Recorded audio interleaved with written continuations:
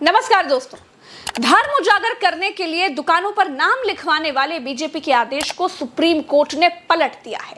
अब ठेलों और दुकानों पर हिंदू मुसलमानों को अपना नाम लिखने की जरूरत नहीं है। धार्मिक ध्रुवीकरण करने वालों के मुंह पर अदालत ने जबरदस्त तमाचा मारा है। सुप्रीम कोर्ट ने कहा है कि होटल चलाने वाले ये बता सकते हैं कि वो किस तरह का खाना यानी शाकाहारी या फिर मांसाहारी परोस रहे हैं, लेकिन उन्हें अपना नाम लिखने के लिए मजबूर नहीं किया जा सकता। अदालत ने बिल्कुल साफ कह दिया है कि पुलिस ने इस मामले में अपनी ताकत का गलत इस्तेमाल किया है। उसे ऐसा नहीं करना चाहिए था। योगी आदित्यनाथ के इस ऊट पटांग आदेश की कॉपी उत्तराखंड और मध्य प्रदेश ने भी की थी। उनको भी शर्मिंदगी झेलनी पड़ी है। सुप्रीम कोर्ट ने उत्तर प्रदेश, मध्य प्रदेश और उत्तराखंड सरकार को नोटिस जारी कर शुक्रवार तक जवाब देने के लिए कह दिया है। होटलों पर नाम लिखवाने के पीछे दोस्तों दो मकसद थे। पहला तो ये था कि सावन के एक महीने में कांवड़ यात्रा से करीब 5,000 करोड़ का कारोबार होता है।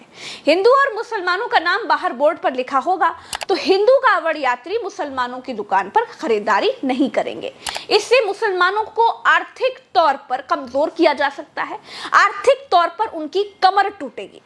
दूसरा ये कि बीजेपी का हिंदू मुसलमान का जो एजेंडा है वो भी चलता रहेगा। लेकिन सुप्रीम कोर्ट ने इस साजिश को ध्वस्त कर दिया है। सुप्रीम कोर्ट को तो खारिज करना ही था, क्योंकि इस आदेश का कोई आधार ही नहीं है। अरे भाई, आप एक ये बताइए, ये फलों की दुकान पे लिखा हुआ राजा आलम फल की दुकान, ये केले बेच रहा है, संतरे बेच रहा है, आम बेच रहा है, तो इसमें क्या धर्म भ्रष्ट हो जाएगा? अरे भाई, हम मुजफ्फरनगर के रहने वाले हैं, हमारे घर में क्या, हमारे आम के बाग हैं, वो हमने ठेके पे मुस्लिम को दिया हुआ है। वो आम बेचता है और वही आम हमारे घर में देता है। जो हमारी भैंसे हैं उनका दूध वही मुसलमान निकाल के बाल्टी मेरी माँ को देता है और वो मेरी माँ गर्म करके दूध हमें पिलाती है। अगर वही मुसलमान गर्म दूध करके हमें पिला दे तो क्या हो जाएगा? ये तो कोई नई बातें नहीं चल रही हैं, लेकिन इसको राजनीति में कैसे घसीटा जाए, इस पर राजनीति कैसे की जाए, बात यहां है। तो इसका राजनीतिकरण कैसे हो और हमें सियासी लाभ और राजनीतिक लाभ कैसे मिले, हमारी सियासी रोटियां कैसे इस सारे मामले पे सिके, कोशिश ये हो रही है। आपको नहीं भूलना चाहिए कि उत्तर प्रदेश में 10 विधानसभा पे उपचुनाव हैं और इन 10 की 10 सीटों पे भारतीय जनता पार्टी की स्थिति बहुत अच्छी तो है नहीं। आपको पता, सिर्फ 3 सीटें भारतीय जनता पार्टी के पास थी और वो 3 भी भारतीय जनता पार्टी बचा पाएगी। इसमें कोई ज्योतिष बता रहा हो तो बता रहा हो, हम जैसे भी लोग बता सकते हैं कि एकमात्र सीट है गाजियाबाद की जिस पे भारतीय जनता पार्टी जीत सकती है। इसके अलावा मुझे पूरे उत्तर प्रदेश में 9 सीटों में से कोई सीट भारतीय जनता पार्टी की आती नहीं दिखाई दे रही है। तो आप इसको इग्नोर नहीं कर सकते कि इसका राजनीतिकरण नहीं हो रहा है। एक तरफ सुप्रीम कोर्ट का चाबुक चल रहा था, दूसरी तरफ संसद सत्र भी चालू हो गया। नरेंद्र मोदी संसद चलाने के लिए हमेशा की तरह विपक्ष से संसद चलने देने की अपील करने के लिए आए।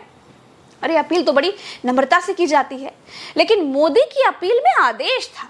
ऐसा लग रहा था जैसे मास्टर साहब बच्चों को आदेश दे रहे हैं। वो समझ ही नहीं पा रहे हैं कि रस्सी जल चुकी है। अपील में बोले कि विपक्ष उनका गला घोट रहा है। 2.5 घंटे तक देश के प्रधानमंत्री का गला घोंटने का, उनकी आवाज को रोकने का, उनकी आवाज को दबाने का लोकतांत्रिक परंपराओं में कोई स्थान नहीं हो सकता है और इसका कोई पश्चाताप तक नहीं है, दिल में दर्द तक नहीं है। ट्रेनें पलट रही हैं, पेपर लीक हो रहे हैं, नौकरियां है नहीं। गुजरात में बढ़ती नौकरियों का वीडियो तो सबने देख लिया। एयरपोर्ट की छतें गिरी जा रही हैं, पुल गिरे जा रहे हैं, लेकिन मोदी अपनी गारंटी वाली जुमलेबाजी से बाहर आ ही नहीं पा रहे हैं। मैं देशवासियों को जो गारंटी देता रहा हूं, क्रमशः रूप से उन गारंटियों को जमीन पर उतारना, इस लक्ष्य को लेकर के हम आगे बढ़ रहे हैं। 4 दिन में 5 रेल हादसे हो गए। रेल मंत्री से सवाल करने की इनकी हिम्मत ही नहीं होती है, बात गारंटी की करते हैं। आज नरेंद्र मोदी ने बातों बातों में वो कह दिया जिसकी आशंकाएं लगाई जा रही थी। आज नरेंद्र मोदी ने इशारा दे दिया है कि वो 2029 में चुनाव नहीं लड़ेंगे। नरेंद्र मोदी का ये आखिरी चुनाव था और आखिरी चुनाव में ही बैसाखियों पर है। कब सरकार गिर जाएगी किसी को नहीं पता। लेकिन पहले मोदी जी की बात सुनिए जरा। कह रहे हैं कि जनवरी 2029 में आप जब जाइए चुनाव मैदान में, तब जो खेल खेलना है खेल लीजिएगा। आप जब जाइएगा, आपका मतलब क्या है भाई? आपकी जगह ये भी तो कह सकते थे कि हम जब चुनाव मैदान में जाएंगे, लेकिन मोदी जी ने आप बोला। जनवरी 29 जब चुनाव का वर्ष होगा, आप उसके बाद जाइए मैदान में, सदन का भी उपयोग कर रहा है कर लीजिए, वो 6 महीने जो खेल खेलने खेल लीजिए। 100 चूहे खाकर बिल्ली हज को चली। अगर इस कहावत का वाक्य में प्रयोग आज तक आपने नहीं किया तो गृह मंत्री अमित शाह आपको इस मुहावरे का वाक्य प्रयोग बताएंगे। गृह मंत्री जी, पब्लिक सुन रही है, बताइए जरा। भ्रष्टाचार का सबसे बड़ा सरगना भारत की राजनीति में है तो शरद पवार है, इसमें मेरे मन में कोई कंफ्यूजन नहीं। शरद पवार भ्रष्टाचार का सबसे बड़ा सरगना है, इसके लिए मेरे मन में कोई कंफ्यूजन नहीं है। कंफ्यूजन तो आपको अजीत पवार के बारे में भी नहीं थी, कंफ्यूजन तो आपको वो अशोक चौहान के बारे में भी नहीं थी, अरे प्रफुल्ल पटेल के बारे में भी तो नहीं थी, कंफ्यूजन तो आपको हेमंत बिस्वा शर्मा के बारे में भी नहीं थी। कोई भ्रष्टाचारी मेरे बगल में बैठ करके मेरा ताप सहन नहीं कर सकता है। हेमंत शर्मा जी करप्ट थे या नहीं थे? चलो भैया, अमित भाई जवाब दीजिए। जी मैं जवाब देना नहीं चाहता इसका, इस तरह से क्वेश्चन नहीं करते। कान्हा अपनी आंखें न देखे, दूसरे को पल पल निहारे। खुद ने वॉशिंग मशीन में कितनों को धोया है ये नहीं बताते हैं, खुद के प्रधानमंत्री कितने झूठ बोले हैं वो नहीं बताते हैं, जिसको काले धन वाला बताया उसी के लड़की की बारात में रसगुल्ला चाप कर चले आए ये नहीं बताते हैं कि अंबानी अगर काला धन टेम्पो में भरकर भेज रहे थे तो उनके घर क्या लपूसा लेने गए थे आप। लेकिन माइक है और भाई मुंह है तो बोलना तो आई।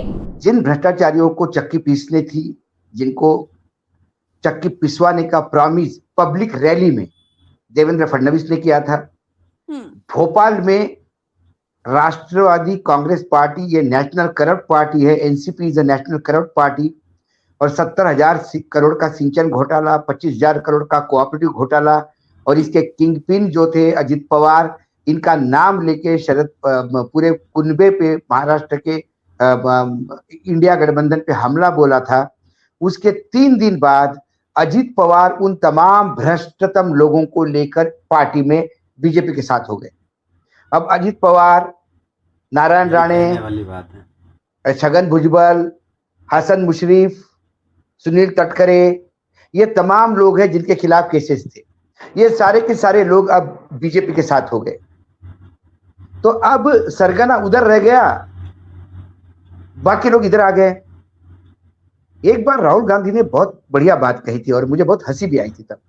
उन्होंने कहा कि we should be thankful to Modi ji for one reason. तो मैंने बोला how can you be thankful to Modi ji? I don't think any reason. बोले नहीं, एक कारण है इन लोगों को धन्यवाद देने के लिए। उन्होंने सभी विपक्षी दलों का डिटॉक्सिकेशन किया। पूरे विपक्षी दल में जो भ्रष्टाचार का जहर था वो सारा निकाल के अपने पास रख लिया। तो कांग्रेस के भ्रष्टतम लोग, जिनको लीडर के बजाय डीलर कहते थे, नरेंद्र मोदी की शब्द है नांदेड़ में, वो अशोक चौहान से लेकर तमाम लोग बीजेपी में चले गए। खैर, आरएसएस से पंगा लेने के बाद अब मोदी को यह समझ में आ गया है कि बिना आरएसएस के मोदी की गारंटी का कोई मतलब नहीं है। आरएसएस के बिना मोदी की गारंटी का कोई मोल नहीं है। इसलिए 10 साल सरकार चलाने के बाद मोदी को आरएसएस की याद आ गई और उस पर लगा बैन हटा लिया गया। 58 साल से आरएसएस पर यह बैन लगा था कि उनकी शाखाओं में सरकारी कर्मचारी नहीं जा सकते। अब सरकारी कर्मचारी भी खुद को संघी कह सकेंगे और सरकारी दफ्तर संघी और गैर संघी बंटवारे के शिकार हो जाएंगे। संघ भले 1925 से ये कहता रहा हो कि वो राजनीतिक संगठन नहीं है, लेकिन पूरी तरह से उसकी गतिविधियां राजनीतिक थी। महात्मा गांधी की हत्या के बाद बाकायदा मिठाई बांटी थी संघ के कार्यकर्ताओं ने, बाकायदा मिठाई बांटी गई थी। सब जानते हैं कि गॉड से शुरू में संघ की विचारधारा से ही सहमत था। एक बात और इसमें जोड़ दें, संघ पंजीकृत संस्था नहीं है। जो संस्था अपने आप को दुनिया की सबसे बड़ी समाजसेवी संस्था कहती है, उसका कोई रजिस्ट्रेशन नहीं है। आपको भी उल्टा चश्मा का रजिस्ट्रेशन कराना पड़ता है। हम कोई मोहल्ला सुधार समिति बनाए, कोई सोसाइटी छोटी छोटी बनाए, तो उसका रजिस्ट्रार फर्म्स एंड सोसाइटीज के यहाँ जाकर रजिस्ट्रेशन कराना पड़ता है। लेकिन राष्ट्रीय स्वयंसेवक संघ गैर पंजीकृत संस्था है।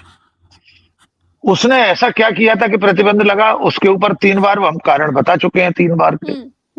सरकारी कर्मचारियों को उसमें जाने से इसलिए रोका गया कि शासकीय कर्मचारियों का, केंद्रीय कर्मचारियों का अपना सेवा शर्तों के हिसाब से एक प्रोटोकॉल होता है, उनके कुछ नियम कायदे होते हैं, कुछ सर्विस रूल्स होते हैं, सेवा शर्तें होती हैं, जिसमें वे राजनीतिक गतिविधियों का भाग नहीं ले सकते। हम सब जानते हैं, कोई व्यक्ति सरकारी नौकरी में अगर प्राइमरी स्कूल में टीचर भी हो तो चुनाव नहीं लड़ सकता, राजनीतिक मंचों पर जाकर भाषण नहीं दे सकता। क्योंकि सरकार ने ये माना था उस वक्त, भारत सरकार ने, कि राष्ट्रीय स्वयंसेवक संघ सिर्फ दिखावे के लिए समाजसेवी संस्था है, मूलतः तो ये एक राजनीतिक संगठन है। इसलिए केंद्रीय कर्मचारियों को, अधिकारियों को ममानियत की गई थी, मनाही थी कि वे इसके कामकाज में, इसकी गतिविधियों में लिप्त न हो। दोस्तों, बीजेपी से दोस्ती के चक्कर में नीतीश कुमार ने बिहार के लोगों का सौदा कर लिया है। बिहार को सपना दिखाए कि एनडीए से गठबंधन करेंगे, विशेष राज्य का दर्जा दिलाएंगे भाई, लेकिन बीजेपी ने मुंह पर मना कर दिया। बीजेपी बोली कि बिहार को विशेष राज्य का दर्जा नहीं दे सकते। अब फैसला नीतीश कुमार को करना है, क्योंकि बिहार में ही एनडीए के साथी जीतन राम मांझी ने फैसला कर दिया है कि वो 25 सीटों पर किसी भी हाल में लड़ेंगे। अजीत पवार ने भी अकेले चुनाव लड़ने का ऐलान कर दिया है। अब आगे क्या होगा? पहले मोदी जी की बैसाखी टूटेगी या पहले बिहार और महाराष्ट्र में एनडीए टूटेगा? ये देखना बड़ा दिलचस्प होगा। इस वीडियो में इतना ही, मुझे दीजिए इजाजत, मिलूंगी अगले वीडियो में। तब तक राम राम, दुआ सलाम, जय हिंद। चैनल को अभी तुरंत उंगली मारकर सब्सक्राइब जरूर कर लीजिएगा। सोच कह रहे हैं भाई साहब, जल्दी कर लीजिए। नमस्कार।